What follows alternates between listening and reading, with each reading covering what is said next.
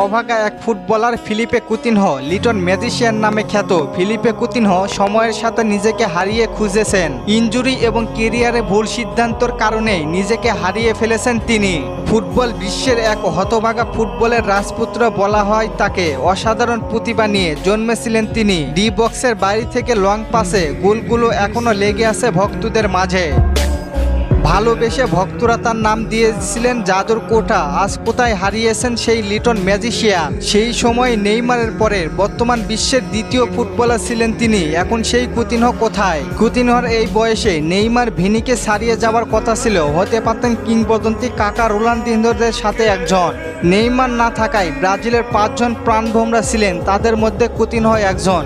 ডিফেন্ডারদের বোকা বানানো, dribbling, avoid the ball, দূরপাল্লার শুটিং কিংবা অসাধারণ ফিনিশিংয়ে চোখ ধাঁধানো গোলে মাতিয়ে রাখত ফুটবল বিশ্ব। কিন্তু তার একটু ভুলের কারণে বদলে গিয়েছে সবকিছু।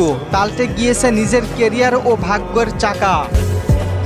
নিজের ভবিষ্যৎ আরও উজ্জ্বল করতে বেছে নিলেন পছন্দের ক্লাব বার্সেলোনা। সেইবার রেকর্ড 145 মিলিয়ন ইউরোতে পাড়ি দেন ইংল্যান্ড থেকে স্পেনে। লিভারপুল ছেড়ে বার্সায় যাওয়ার সিদ্ধান্ত নেন তিনি। ফুটবলে এসব চাওয়া নিয়ে কোনো অন্যায় নেই, কুতিনহো কোনো অন্যায় করেননি।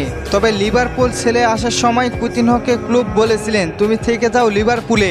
লিভারপুলের মানুষ তোমাকে ভালোবাসে, তারা তোমার জন্য একজন স্টেডিয়ামের গেটে একটা তোমার মূর্তি বানিয়ে রেখে দিবে।